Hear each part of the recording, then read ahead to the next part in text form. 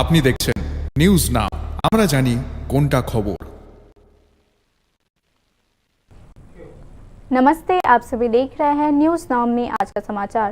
पत्रकारिता के क्षेत्र में भी कौशल की आवश्यकता होती है। इस दिशा में ज्ञानवान व्यक्तियों के साथ नियमित रूप से वर्कशॉप का आयोजन किया जाना चाहिए। मुख्यमंत्री डॉक्टर मानिक शाह ने त्रिपुरा स्पोर्ट्स जर्नलिस्ट क्लब द्वारा वर्ल्ड स्पोर्ट्स जर्नलिस्ट डे के अवसर पर आयोजित एक वर्कशॉप में यह बात कही। पत्रकारिता या जर्नलिज्म में है कई सारे विभाग। जर्नलिज्म में कौशल की जरूरत होती है। ज्ञानवान लोगों के साथ नियमित रूप से कार्यशालाओं का आयोजन करना होगा। बुधवार को त्रिपुरा स्पोर्ट्स जर्नलिस्ट क्लब के तत्वाधान में विश्व खेल पत्रकार दिवस के अवसर पर आयोजित कार्यशाला में ऐसा ही कहा मुख्यमंत्री डॉक्टर मानिक शाह ने। यह कार्यशाला अगरतला प्रेस क्लब में आयोजित की गई थी। মানে 33 বছর হয়ে গেছে এটা ত্রিপুরাতে হয়েছে। আমরা তো আগে জার্নালিস্ট বলতে একই জার্নালিস্ট বলতাম, এক ধরনের সব কাজ ওই করবেন, স্পোর্টসেরই হোক, ক্রাইমের বিষয়ে হোক। এখন ক্রাইম রিপোর্টারও হয়ে গেছে, জার্নালিজমের রিপোর্টারও আলাদা হয়েছে। বিভিন্ন জায়গায় আমরা দেখি বিভিন্ন স্তরে। এবং যেটা প্রণববাবু বলেছেন যে ওয়ার্কশপ, এই বিষয়টা আমরা কিন্তু আগে আমাদের যে স্থান থেকে আমি এসেছি এগুলো আমাদের মানে নিয়মিত হতো ওয়ার্কশপ। ঠিকই বলেছেন। এখন যখন মাননীয় প্রধানমন্ত্রী বারবার বলছেন যে দক্ষতা উন্নয়ন, কারণ আমরা অনেক সময় অনেক জায়গায় চাকরি হোক আর যে কোনো বিষয়ই হোক, আমরা যখন দায়িত্ব পাই তো এক এক সময় ভাবি যে I am host on my self, আমি সব জানি, আমি সব জানতাম।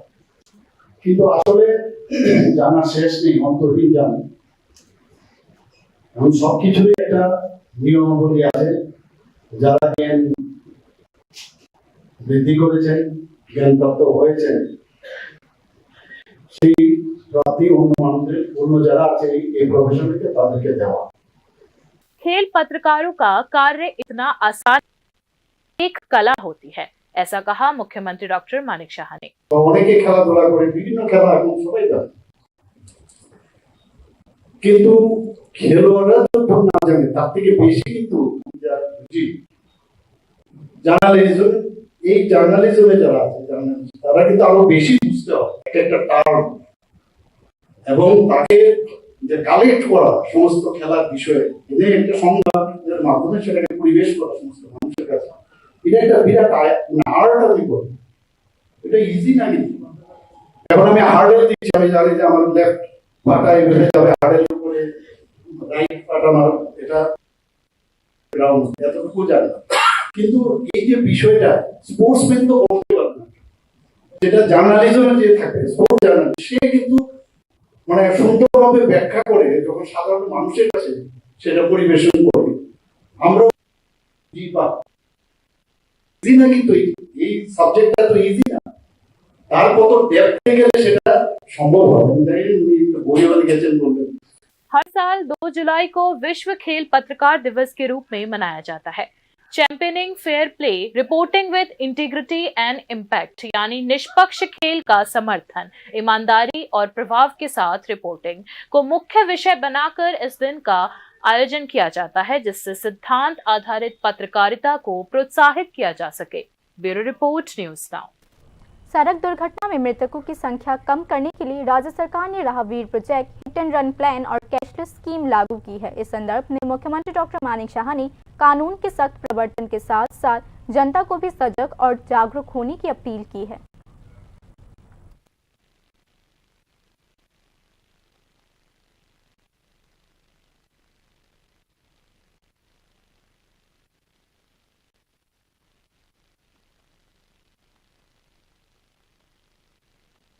वाली मृत्यु दर को शून्य तक लाने के उद्देश्य से राज्य सरकार काम कर रही है।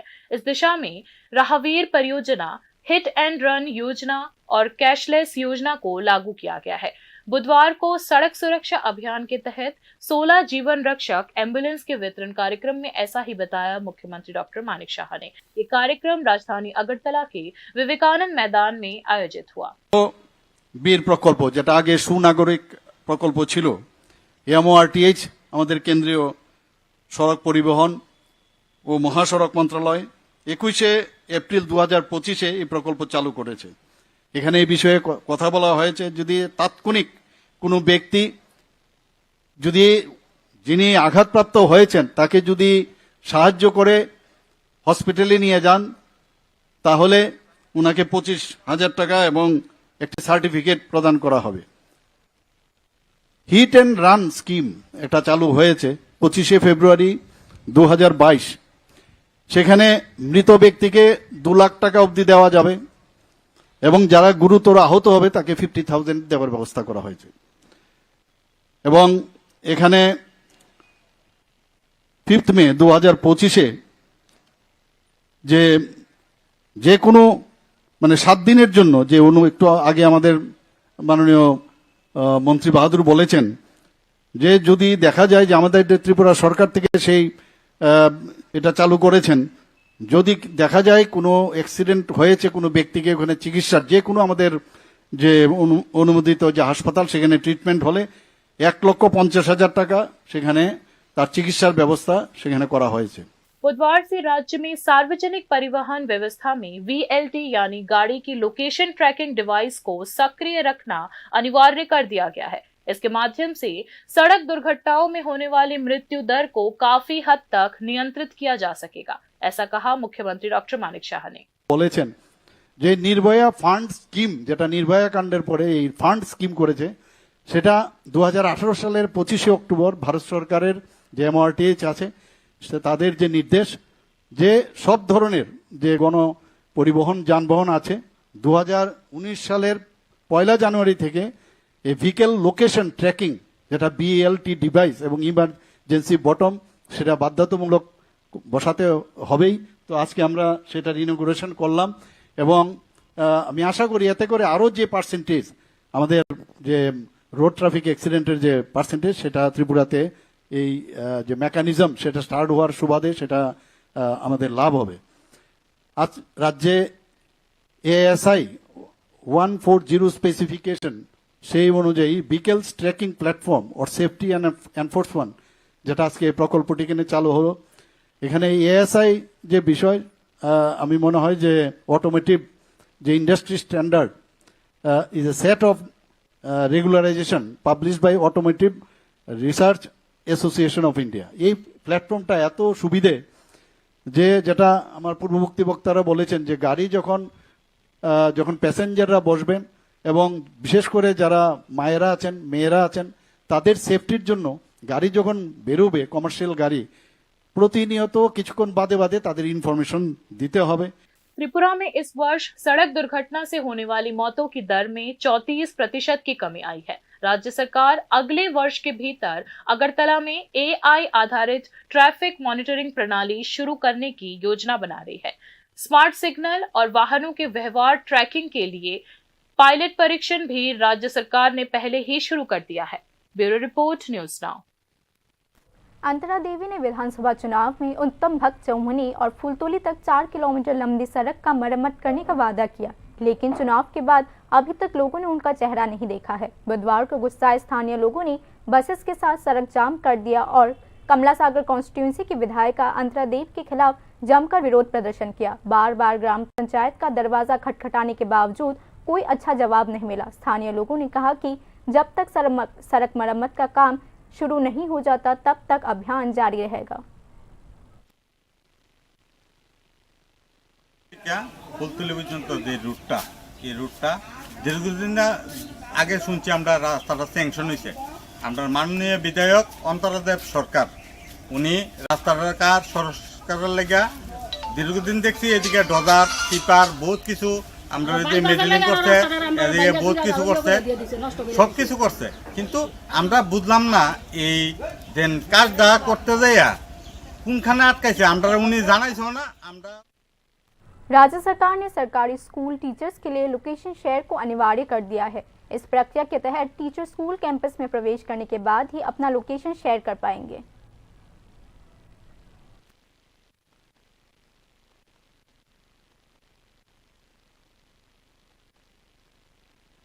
राज्य सरकार ने निर्देश जारी किया है कि राज्य भर के सभी सरकारी स्कूलों में कार्यरत शिक्षकों और शिक्षिकाओं को अपने अपने विद्यालय में पहुंचने के बाद अपनी लोकेशन शेयर करनी होगी।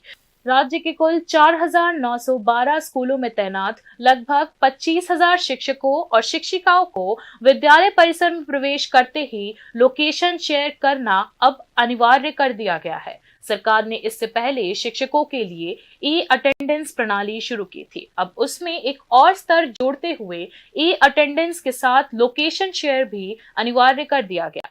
सभी सरकारी स्कूलों में e attendance with share location लागू किया गया है। पहले केवल ई अटेंडेंस सिस्टम ही स्कूलों में लागू था, ऐसा बताया है राज्य के शिक्षा विभाग ने। एक शिक्षक या शिक्षिका को विद्यालय परिसर में प्रवेश करते ही अपने डिजिटल डिवाइस पर शेयर लोकेशन ऑप्शन पर क्लिक करना होगा।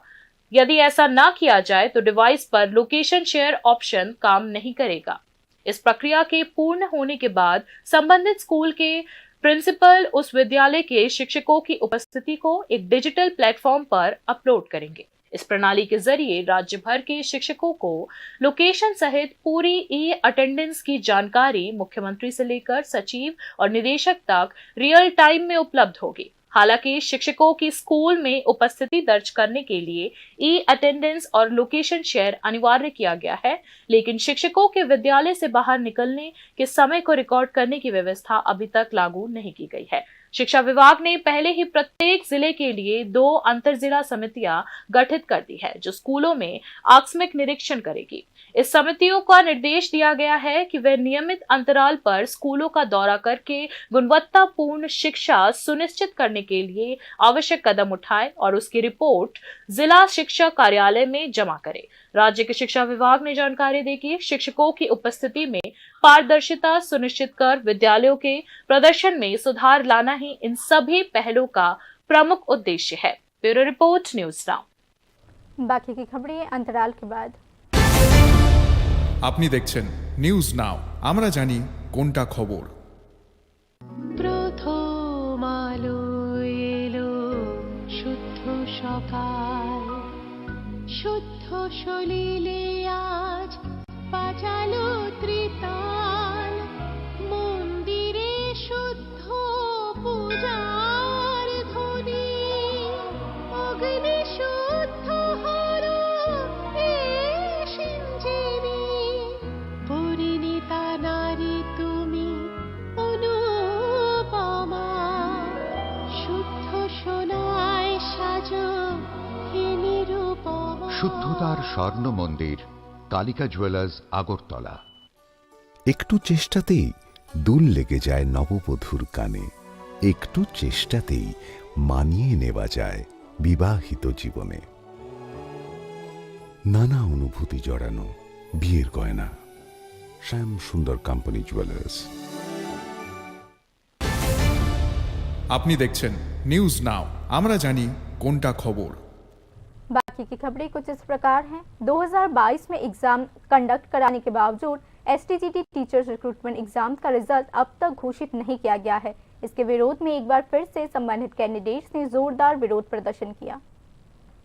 बुधवार को 2022 के एसटीजीटी परीक्षार्थियों ने शिक्षा भवन के सामने इकट्ठा होकर जोरदार विरोध प्रदर्शन किया। 2022 के सितंबर महीने में स्नातक शिक्षक भर्ती परीक्षा आयोजित की गई थी, लेकिन अब तक उस परीक्षा का परिणाम प्रकाशित नहीं हुआ है, जिस कारण से उनकी नियुक्ति प्रक्रिया भी ठप पड़ी हुई है। इस बीच कई परीक्षार्थियों की आयु सीमा भी पार हो गई है। परीक्षार्थियों ने बताया कि उनका धैर्य अब टूटने के कगार पर है। আমরাও একটা রক্তে মাংসে গড়া জীব, আমাদের মধ্যে একটা ধৈর্যের একটা বাঁধ আছে। এই ধৈর্যের বাঁধ বেকারত্বের কারণে দিনের পর দিন ভেঙে যাচ্ছে। আজকে 3 বছর অতিক্রান্ত হওয়ার পরেও আমরা যখন আমাদের পরীক্ষার রেজাল্টটা পাচ্ছি না, তখন যে সমস্ত বয়স উত্তীর্ণ দাদা দিদিরা অবারিশ হয়ে যাচ্ছে বা অবারিশ হয়ে গেছে, তারা আজকে একটা চিন্তার মধ্যে আছে। ভবিষ্যতে তারা আর কোনো এক্সামে তারা বসতে পারবে না। এই চিন্তা দিনের পর দিন আমাদেরকে কুরে কুরে খাচ্ছে।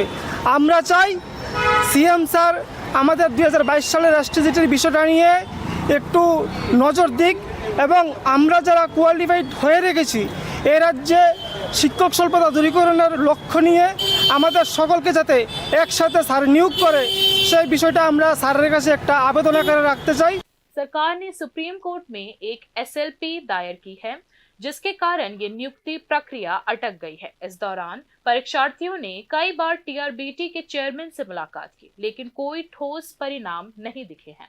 परीक्षार्थियों का यही सवाल है कि अगर सुप्रीम कोर्ट का फैसला आने में 15 से 20 साल लग जाए तो क्या उन्हें इतने सालों तक यूं ही इंतजार करते रहना होगा। उन्होंने कहा कि सुप्रीम कोर्ट में दाखिल इस केस की प्रगति क्या है, इसकी भी कोई जानकारी उन्हें नहीं मिली है। তো কেসের ম্যাটার আছে, তো সেটা আমরা করিনি, এটা সরকার পক্ষ গিয়েছে সুপ্রিম কোর্টে। এখন কেসের ম্যাটারটা কতটুকু এগিয়েছে সেই বিষয়ে আমরা বেশি অবগত না, বাট আমরা অতটুকু জানি যে 3 বছর হয়ে গেছে একটা শিক্ষক নিয়োগের মতো একটা মানে গুরুত্বপূর্ণ একটা জিনিস, সেটা আজকে 3 বছর ধরে আটকে আছে, সেটা একটা ভালো দিক না। त्रिपुरा में 2022 में आयोजित स्नातक शिक्षक भर्ती परीक्षा यानी कि एसटीजीटी परीक्षा इस समय सुप्रीम कोर्ट में कानूनी चुनौती का सामना कर रही है। इसका मुख्य कारण त्रिपुरा हाईकोर्ट में दायर किया गया एक मुकदमा है। मामला आरक्षण नीति को लेकर है। विशेष रूप से ये सवाल उठाया गया कि क्या राज्य सरकार द्वारा एसटी और एससी के उम्मीदवारों के लिए आरक्षण की सीमा 50% से अधिक हो गई है। नियुक्ति प्रक्रिया की पारदर्शिता को लेकर चिंता जताते हुए और मामले के समाधान के लिए सुप्रीम कोर्ट के हस्तक्षेप की मांग करते हुए राज्य सरकार ने सुप्रीम कोर्ट में यह मामला दायर किया। इसी कारण 2022 के एसटीजीटी परीक्षा का परिणाम और इसके बाद की नियुक्ति प्रक्रिया में देरी हो रही है। 2022 की भर्ती में स्नातक स्तर के कुल 232 पदों के लिए अधिसूचना जारी हुई थी, जिनमें से 170 से अधिक पद अनुसूचित जाति उम्मीदवारों के लिए आरक्षित थे। यह आरक्षण वैध है या अवैध, इसी सवाल का स्पष्ट उत्तर पाने के लिए राज्य सरकार ने सुप्रीम कोर्ट में एसएलपी दायर की है। Bureau report, news now. दक्षिण रामनगर, राजनगर और जयपुर इन तीनों क्षेत्रों में आम लोग और महिलाएं ड्रग डीलर्स की बढ़ती संख्या से तंग आ चुके हैं। इसके विरोध में इन तीनों क्षेत्रों की महिलाओं ने मिलकर पुलिस को एक डेप्यूटेशन दिया। उन्होंने कहा मुख्यमंत्री ने नशा मुक्त त्रिपुरा बनाने का आह्वान किया है। इस संबंध में उन्होंने आम लोगों से सहयोग की मांग की है। इस संदर्भ में इन तीनों क्षेत्रों की महिलाओं ने ड्रग डीलर्स के खिलाफ संगठित होकर आवाज उठाया है। लेकिन दुख की बात यह है कि इन सभी प्रयासों के बावजूद इन क्षेत्रों में अभी भी कुछ ड्रग डीलर्स सक्रिय है। ছাত্রামনগর 23 নম্বর বুথের নজরুলপাড়া ব্লেকারে জলাখা বসতে আইছি। আজকে কিছুদিন যাবৎ আমাদের সব এলাকাবাসী দুই সমাজ মিলে নেশা মুক্তির লেগে একটা মিটিং বসে। ওই মিটিংয়ে সবাইরা কইছে যারা যারা নেশা বিক্রি করে তারা যেমন এখন থেকে আর নেশা না বিক্রি করে। আমাদের বুথ প্রেসিডেন্ট সবাই এখানে উপস্থিত ছিল। তারপরে আমরা সমাজ থেকে কইয়া দিছে যে তোমরা সবাই প্রথম সতর্ক করে দাও, নেশা যারা বিক্রি করছে নেক্সটে যেমন নেশা না বিক্রি করে। তাই আমরা সব গ্রামবাসী মিলিত। आखिरकार गोमती जिले के जिलाधिकारी तारित कांति चाकमा का ट्रांसफर कर दिया गया है। संबंधित जानकार सूत्रों का मानना है कि यह ट्रांसफर तिपरा मोथा के दबाव में आकर लिया गया है। ने प्रशासन के उच्च और मध्य स्तर पर कई तबादले किए हैं। इस तबादला सूची में कुल मिलाकर 13 अधिकारियों के नाम शामिल है। इस सूची के सबसे ऊपर नाम है गोमती जिले के जिलाधिकारी तारित कांति चाकमा का। उन्हें अब रूरल लाइवलीहुड मिशन के मुख्य कार्यकारी अधिकारी के पद पर नियुक्त किया गया है। उनकी जगह गोमती जिले के नए जिला अधिकारी के रूप में रिंकू लेथार को नियुक्त किया गया है। तारित कांति चाकमा को गोमती जिले के जिला अधिकारी पद से हटाने के बाद से ही इस फैसले को लेकर तरह तरह की चर्चाएं शुरू हो गई हैं। कुछ दिन पहले एक घटनाक्रम को लेकर तिपरा मोथा के साथ उनके रिश्तों में खटास आ गई थी। इसके बाद तिपरा मोथा ने उन्हें गोमती जिले के जिला अधिकारी पद से हटाने की मांग जोर शोर से उठाई थी। कई जानकारों का मानना है कि तिपरा मोथा के दबाव में आकर ही सरकार ने तारित कांति चाकमा को इस पद से हटाने का निर्णय लिया है। तिपरा मोथा सुप्रीमो प्रद्योत किशोर देबबर्मा से रात में मुलाकात न करने को लेकर ही जिलाधिकारी के खिलाफ मोर्चा खोल दिया गया था। इसके विरोध में मोथा की युवा संगठन ने गोमती जिले के कई सरकारी कार्यालयों में ताले जड़ दिए थे। इस दौरान गोमती जिले के पुलिस अधीक्षक और अतिरिक्त पुलिस अधीक्षक पर भी मोथा के आंदोलन को समर्थन देने का आरोप लगा था। इसके बाद प्रशासन ने इन दोनों अधिकारियों को क्लोज करने का निर्णय लिया। इसी बीच तिपरामथा और सत्तारूढ़ दल के बीच भी संबंधों में खटास आने लगी थी। विभिन्न अवसरों पर मथा सुप्रीमो प्रद्योत किशोर देबबर्मा ने सोशल मीडिया पर अपने बड़े सियासी साझेदार को धमकी तक देनी शुरू कर दी थी। आखिरकार प्रद्योत किशोर देबबर्मा की धमकी के आगे प्रशासन ने सिर झुका ही दिया, ऐसा मानना है संबंधित राजनीतिक और प्रशासनिक हलकों का। Bureau report, news now. राजधानी के बीचों बीच स्थित एक मेडिकल हॉल पर मरीज को एक्सपायर्ड इंजेक्शन लगाने का आरोप लगाया गया है। यह घटना लाल बहादुर चौमुहनी स्थित ऋत्विक मेडिकल हॉल में हुई। मरीज को इंजेक्शन लगाने के बाद मरीज के परिजनों ने देखा कि इंजेक्शन की शीशी एक्सपायर्ड हो चुकी थी। मरीज के परिजनों ने बताया कि इंजेक्शन लगाने के बाद मरीज की हालत और बिगड़ गई।